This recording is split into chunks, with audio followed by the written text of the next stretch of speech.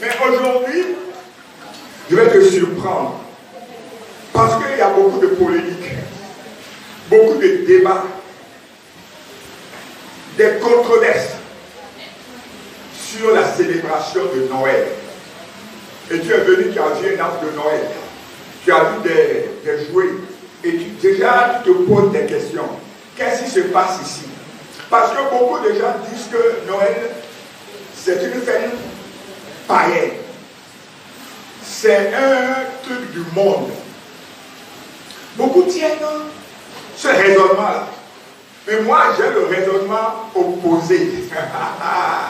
Alléluia! C'est la célébration de Dieu incarné en Jésus-Christ. Dis célébration de Dieu incarné en Jésus-Christ. C'est pourquoi nous autres évangéliques, nous célébrons la naissance de Jésus tous les jours. Si nous célébrons cette naissance tous les jours, pourquoi on ne pourrait pas le célébrer aussi un 25 décembre? Alléluia! Nous allons le célébrer. Aujourd'hui, il n'y a pas de prédication. Aujourd'hui, on va célébrer Jésus, tout ce qu'il a fait pour nous. Mais c'est Jésus incarné. C'est lui que nous allons célébrer. Aujourd'hui, tu es venu ici pour lui marquer ta reconnaissance comme faisait le Dieu et le roi David. Il est roi. Mais lorsqu'on dit allons dans la maison de l'Éternel, il se roule par terre comme un vulgaire personnage. Est-ce que tu peux faire ça pour Jésus? Tu vas penser à ce qu'il a fait pour toi à la croix. Tu vas penser qu'il est la parole incarnée et qu'il a marqué de son sang la nouvelle alliance. Parce que l'ancienne alliance n'a pas sauvé. Ils ont tous mangé ont mangé la manne dans le désert et ils sont tous morts. Et Dieu lui-même, c'est cette chair en Jésus-Christ de Nazareth. Et est parti à la croix lui-même volontairement. Il a tant aimé le monde. Et qu'il a, on a pensé, il a donné son fils unique, c'est Jésus, pour faire quoi? Ah, vous ne connaissez pas Jean 3,16? Mais on doit dire ça en cœur. On commence.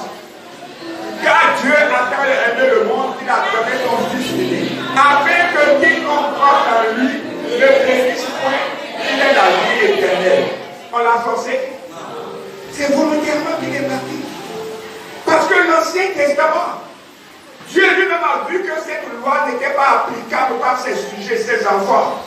Quand il devait arriver, il devait se sanctifier. Alléluia. Et quand la sanctification n'est pas bonne, des centaines de juifs mouraient. Alors ils ont dit à Moïse, ah ton Dieu là, quand il vient là, nous mourons. Nous ne voulons plus venir à ça encore. Il faut aller le rencontrer toi seul dans la tentation. Et viens nous dire ce qu'il a dit. Ah, Dieu a été meurtri.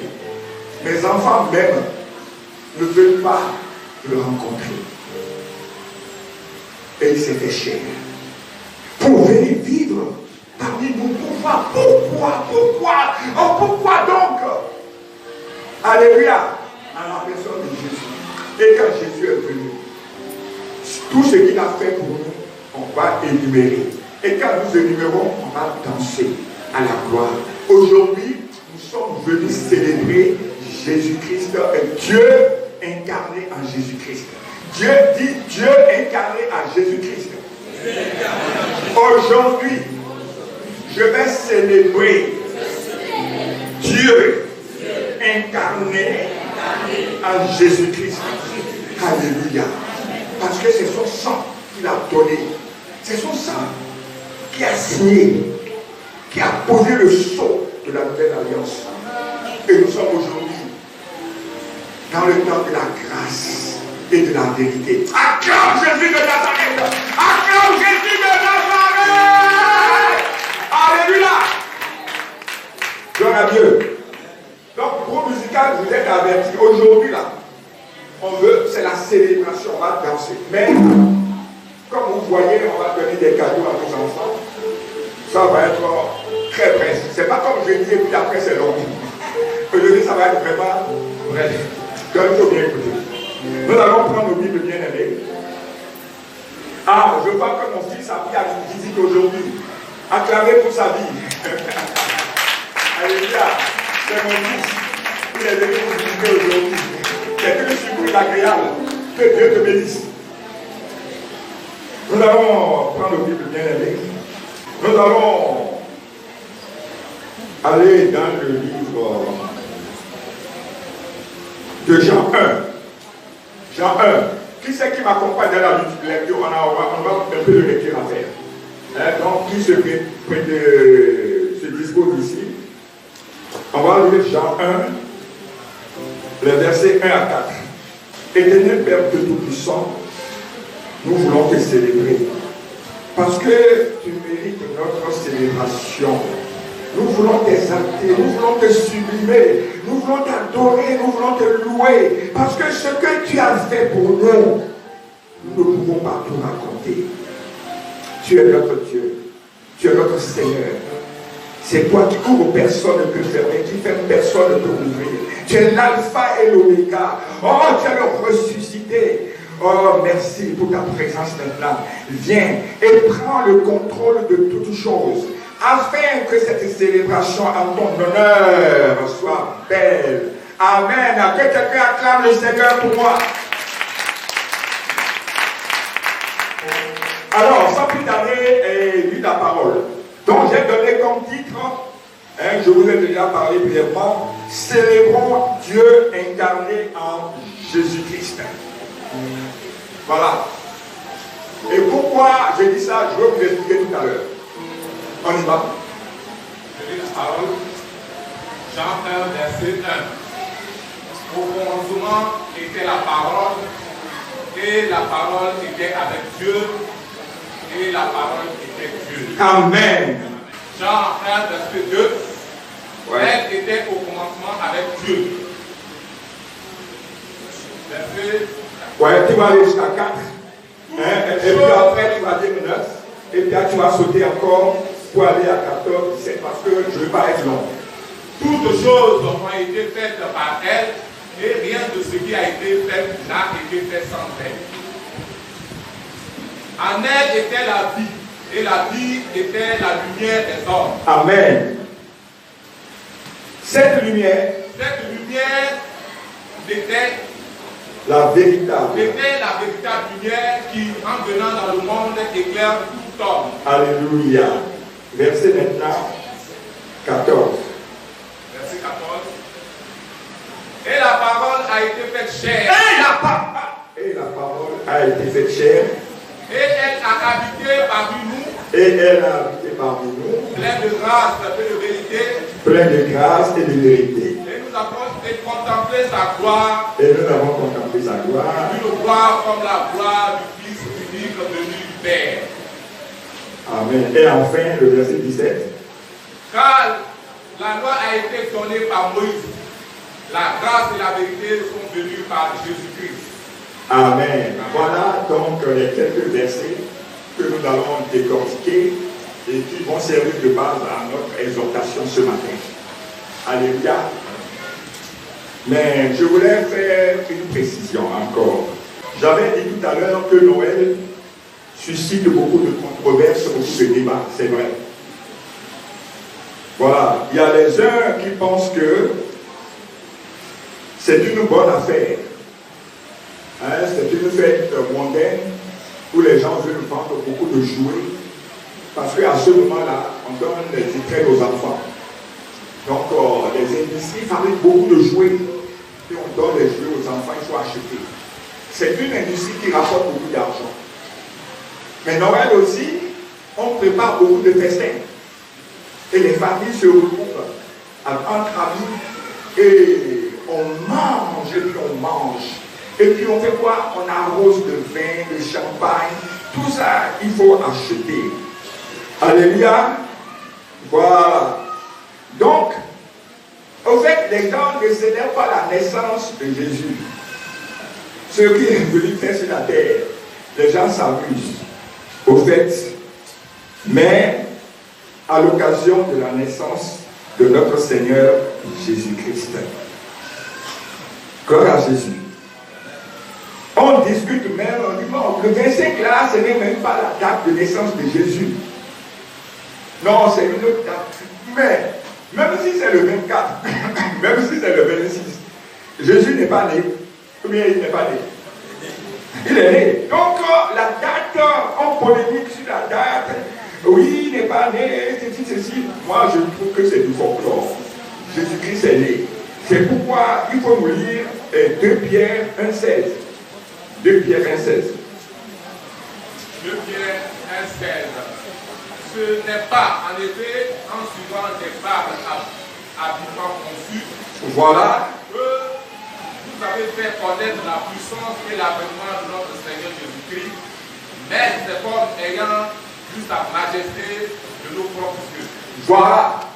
Un Pierre qui parle ici a suivi Jésus comme vous et moi et a été un témoin oculaire, vernaculaire. Il est vu comme ça, il a marché avec lui. Jésus n'est pas une fable. Je dis que Jésus n'est pas un fable. Jésus a marché et les signes sont là. Les fouilles archéologiques ont prouvé Jésus. Et les vestiges, si vous allez à Jérusalem, vous allez voir encore des vestiges du passage de Jésus. Jésus n'est pas une femme. Jésus est né en un jour. Alléluia. Et a vécu parmi nous. Amen. Mais je tiens quelle théorie, moi, face à cela. S'il y a une fête, Noël est fêté dans le monde entier. Chrétiens et non chrétiens. Alléluia. Et en fait, est-ce que ce n'est pas une bonne chose? C'est une occasion de parler de Jésus. Les autres religions, que je prends l'islam, le bouddhisme et consorts, ils n'ont pas eu ce privilège pour leur prophète. Moi, on parle de mon Jésus dans le monde entier en un jour donné. Acclame Jésus. Et puis, on se dit non, on ne va pas fêter, c'est ceci, cela. C'est une occasion. Il est pas né, il parle de lui, il fait de Jésus. Mais moi, le prêtre que content, vrai ou faux? Alléluia. Ça fait un. Mais c'est le jour où on réjouit le cœur des enfants dans le monde entier. Qu'ils soient enfants bouddhistes ou qu'ils soient enfants, on donne des cadeaux aux enfants. Partout dans le monde. Mais cet enfant qui a reçu ce cadeau-là, il sait que, pourquoi on lui donne ce cadeau? On dit que c'est la naissance d'un certain Jésus. Amen. Chaque fois, chaque année, on réjouit son cœur à cause de ce Jésus-là. Un beau jour, il va chercher à connaître ce Jésus-là. Acclame Jésus de Nazareth. Ce jour-là, il faut demander partout. Moi, j'étais aux États-Unis, ils fêtent le Christmas. Vous allez en Europe, on fait des sapins, des sapins. Vous allez en Asie, on fait, c'est eux qui font le plus de jouer. Donc, dans le monde entier, les familles et les amis s'invitent et se regroupent. Et font la fête. Amen. Mais il fait la fête, pourquoi? C'est la naissance de Jésus. Ce n'est pas un moyen d'évangélisation, tout ça, ça. Amen. C'est la raison pour laquelle moi je suis de ceux qui disent que Noël doit être célébré. Alléluia. C'est pourquoi aujourd'hui, nous allons célébrer ici dans ce temple Jésus-Christ incarné. Dieu incarné en Jésus-Christ. Acclame Jésus de Nazareth. Mais pourquoi nous devons célébrer Jésus? Nous le célébrons tous les jours. Mais comme j'ai dit que ce matin, je ne serai pas long, nous allons prendre belle les reflets de Jésus pour nous. Et chaque fois que je fais ça, on va danser un peu. Et puis je dis l'autre ton, danse un peu. Puis je dis l'autre ton, danse un peu. C'est pas ça? Et puis après, on va passer à la discussion des écrans dans nos enfants. Qui est d'accord avec ça? Voilà, tout le monde est d'accord. Donc, c'est un peu un pot pourri.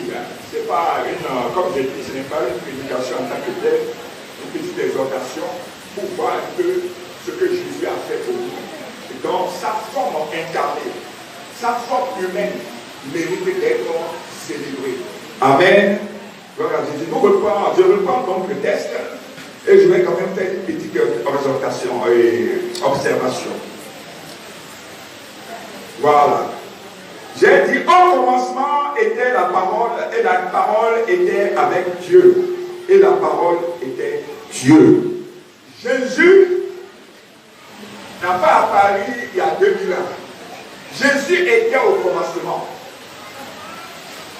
Jésus, c'est Dieu qui s'est fait chair. Donc Jésus était au commencement. C'est pourquoi Jean pouvait dire, vous savez, Jean est né quelques mois avant Jésus. Hein, si vous allez dans Luc 1 et 2, vous allez voir ça là-bas. On ne va pas le dire. Mais il dit que je suis né avant lui, mais lui, il est plus grand que moi. Parce que Jésus, lui, il existait depuis le commencement, parce qu'il est Dieu. Quand vous prenez la Trinité, Jésus est Dieu dans la Trinité. Amen. Jésus est Dieu au commencement. Jésus n'est pas né, et Jésus n'est pas, l'avènement de Jésus, ce n'est pas il y a 2000 ans. C'est sa forme incarnée qui est passée par Marie, par le messager Gabriel qui est venu dire qu'un enfant viendra d'elle, et qu'on appellera Jésus. Et bien, elle m'a dit, comment cela se fera? De quel rôle te couvra de son nom? Alléluia. Voilà, donc c'est ce Jésus qui est venu par Marie, dans sa forme incarnée, que nous célébrons aujourd'hui. Est-ce que nous sommes d'accord? Il ne faut pas qu'on se trompe. Amen. Parce que Jésus n'est pas venu à 2000 ans, Jésus était au commencement. Alléluia. Gloire à Dieu. Il est au commencement avec Dieu. Toutes choses ont été faites par elle. Et rien de ce qui a été fait n'a été sans elle. Et elle était la vie. Et la vie était la lumière des hommes. Vous avez vu que successivement, la Bible a commencé par dire, a présenté Jésus d'abord comme la parole. Alléluia. Jésus est la parole vivante. Grâce à Jésus. Et puis, il va encore le présenter symboliquement comme la lumière. Note cela. Parce qu'il va venir comme lumière pour nous éclairer. Et par sa parole, pour porter la bonne nouvelle. Et qu'est-ce que c'est ces différentes formes de Jésus vont faire sur la terre? Parce que lui, il est Dieu. Et il s'est humilié jusqu'à prendre la forme humaine et vivre parmi nous. Mais quand il est venu parmi nous, qu'est-ce qu'on lui a fait? On l'a frappé. On a craché dans son visage. On a posé la couronne d'épines sur sa tête. On a traité de Belzébuth.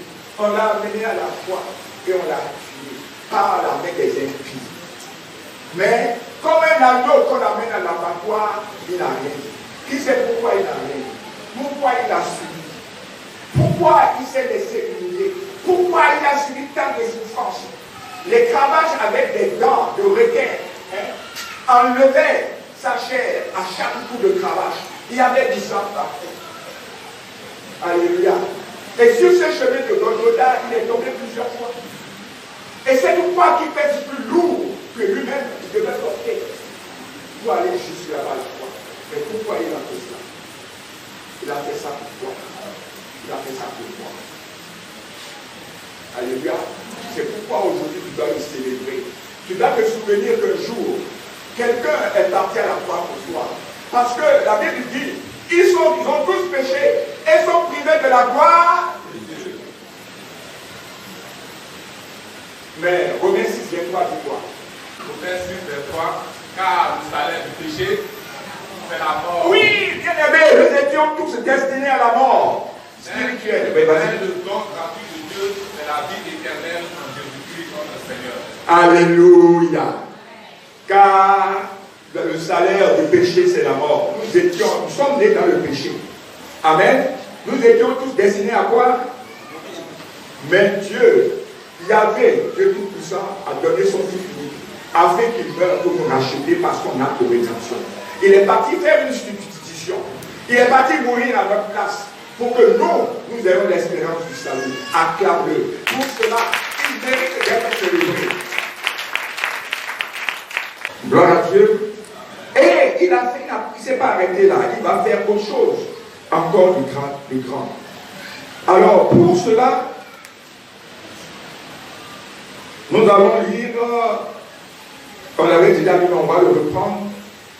Et Moïse, c'est Yahvé qui lui a donné la loi sur le mont Sinaï. Et cette loi, j'ai dit que ça n'a pas pu être appliqué. Alléluia. L'homme n'a pas pu rester dans l'ancienne alliance. Mais qui est venu sceller la nouvelle alliance? C'est Jésus-Christ. Il est venu sceller la nouvelle alliance. Mais ça n'a pas été facile. Il l'a fait avec son sang. C'est la loi à Golgotha qu'il a fait. Et il est venu avec le temps de la grâce et de la vérité. Aujourd'hui, nous ne sommes plus dans l'air un ou un grand. Alléluia. Tu pêches aujourd'hui, tu t'inclines et tu t'es péché à Dieu. Et il te lave.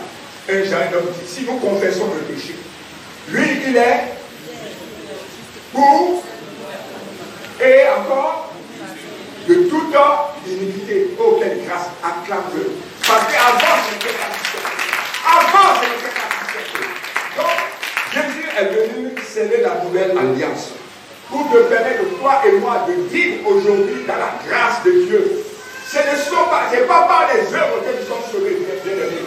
C'est par la grâce de Dieu au moyen de la foi. Et ce ne sont pas nos œuvres. C'est la grâce en Jésus de Nazareth que nous sommes sauvés. Acclame Jésus de Nazareth, qu'il donne l'espérance de la vie. Et cela n'a pas de prix. Il a fait pour moi.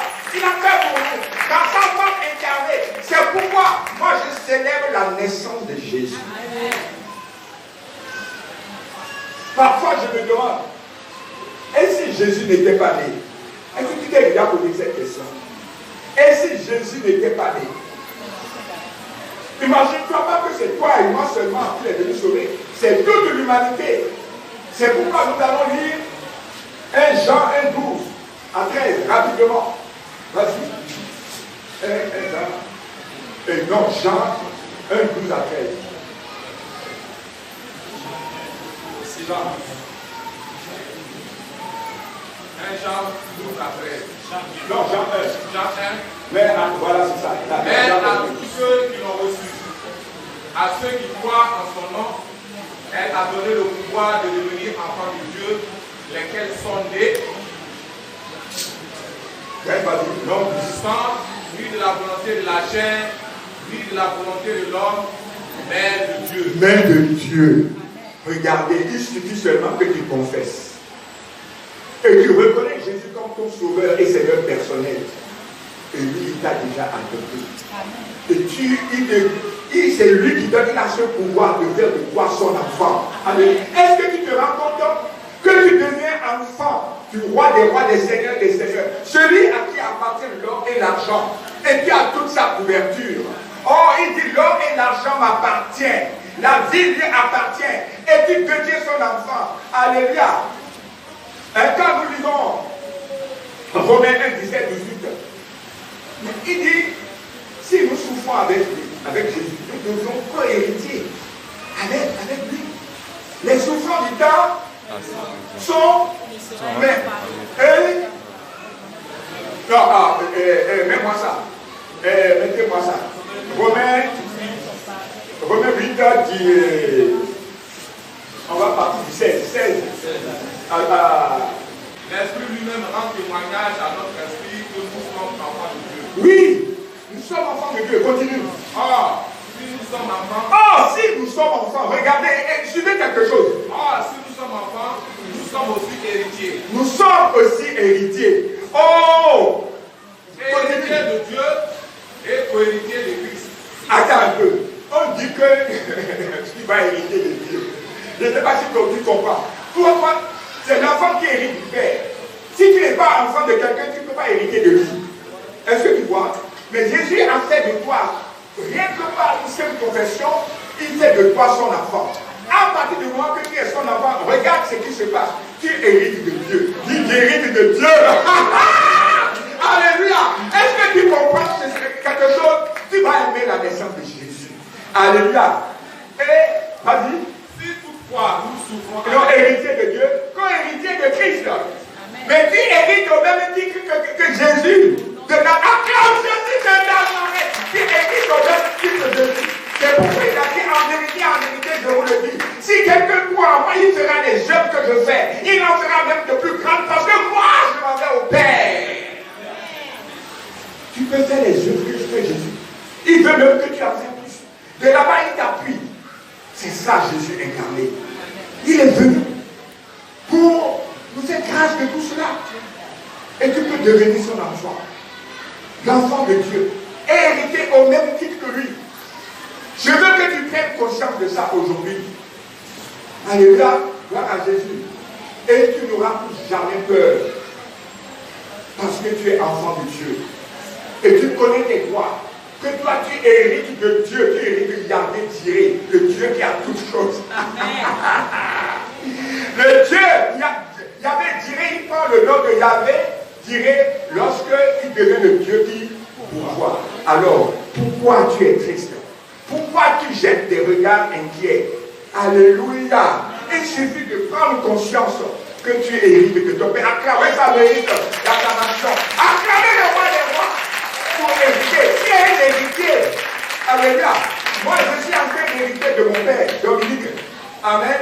Mais les gens sont soulevés pour nous dire que je n'aime pas hériter. Mais un à un, nous sommes en train de les tomber. Et nous sommes en train de prendre nos biens. Oh, tu vas hériter de Dieu. Tu vas hériter de Dieu. Tu vas hériter de sa promesse. De l'année 2021, tu vas hériter. Tu deviens quoi hériter de Jésus-Christ. Est-ce que tu comprends quelque chose? Et tu vas hériter des mouvements du temps. Tu es héritier, prends conscience que tu es héritier de Christ, co-héritier avec Jésus de Nazareth. Oui, parce que tu es son enfant. Tu ne peux pas souffrir. Tu ne peux pas rester dans la pauvreté. Tu dois couvrir de gloire de Dieu au même titre que Jésus. Il suffit que tu aies une affaire de foi, de prise de conscience. Et si ce message peut t'apporter cela, je serai content. Alléluia. Oui. Si toutefois nous souffrons avec lui, afin d'être glorifiés avec lui. Alléluia. C'est ce petit côté-là que les gens n'aiment pas beaucoup. Si nous souffrons avec lui. Alléluia.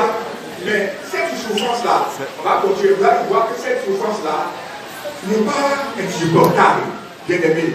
Pour ce que nous allons recueillir, recevoir en retour. Lisez. Oh, j'estime que les souffrances du temps présent ne sauraient être comparées. Alléluia! Alléluia! Les souffrances du temps présent, ces quelques petites souffrances-là, ne sauraient être comparées à quoi? À la gloire à venir qui sera révélée pour nous.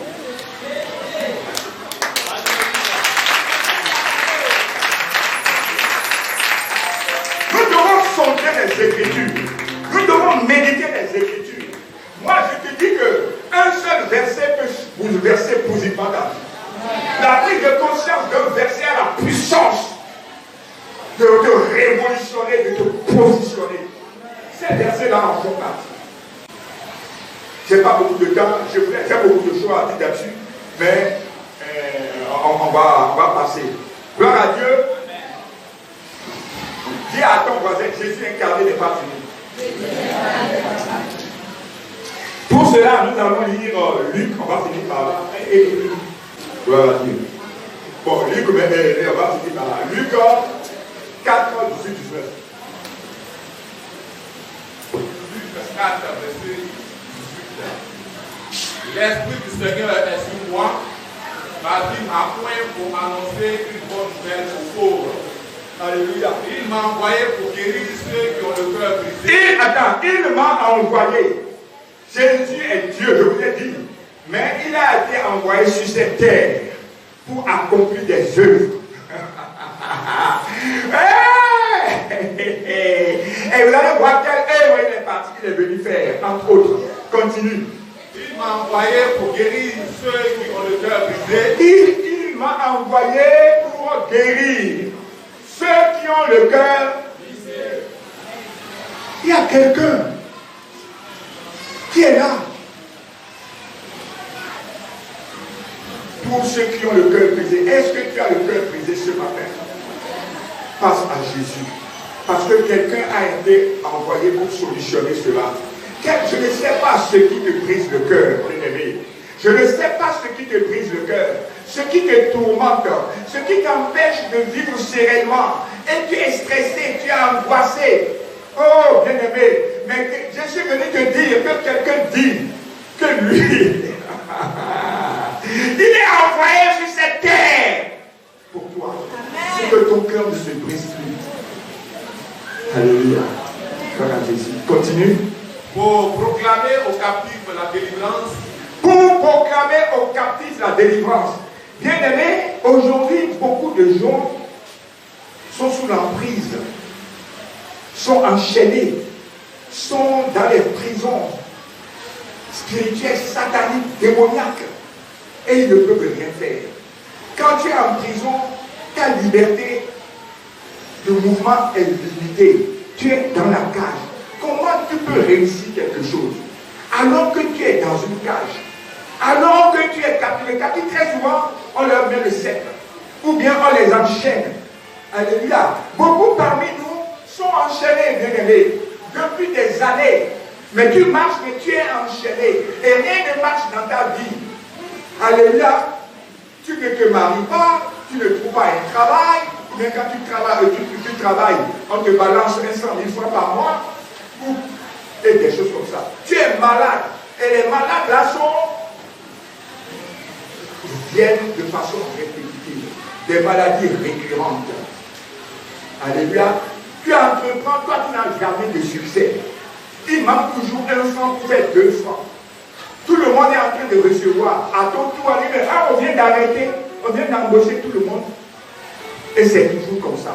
Parce que tu es captif des esprits impurs, de la sorcellerie, de la méchanceté des hommes, de la jalousie des hommes.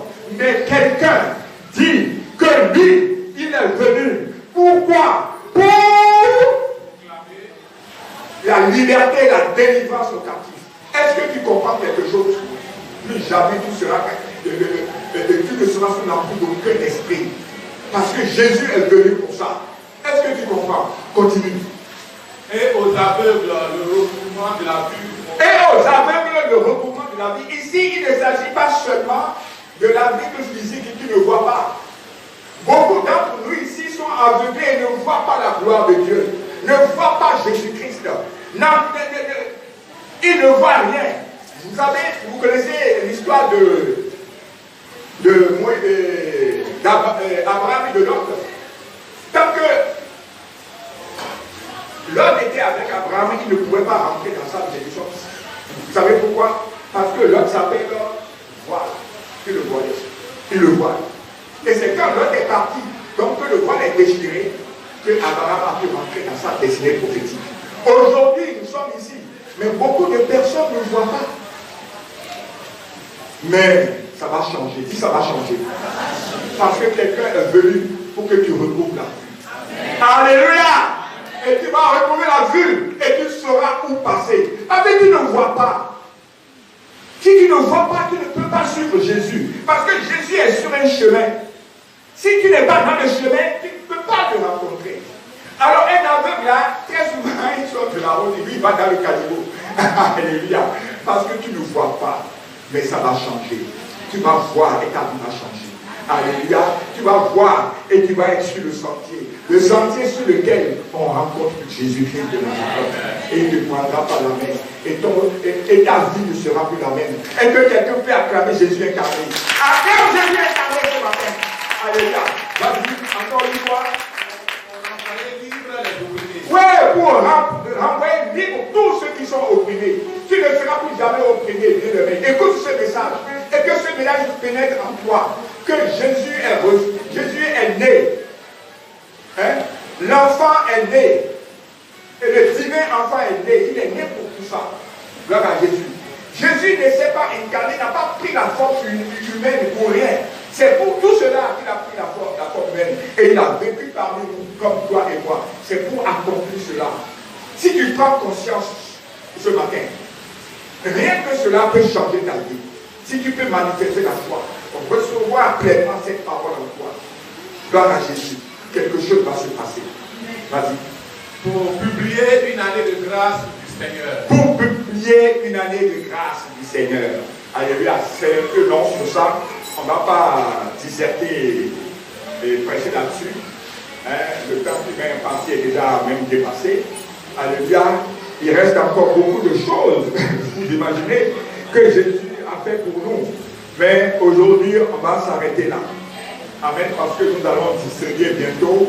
On va passer à une distribution de cadeaux et de crêpes qui va être un peu long pour nos enfants. Donc, je vais devoir m'arrêter là en disant que Jésus incarné, Dieu incarné en Jésus-Christ, c'est l'espérance du salut, c'est la délivrance. Alléluia, c'est la guérison. Et nous avons tout ça en notre portée. Et tu sais quoi? Il fait que toi son héritier. Tu es héritier de Dieu, co-héritier de Christ. N'oublie jamais cela. Acclame le Seigneur.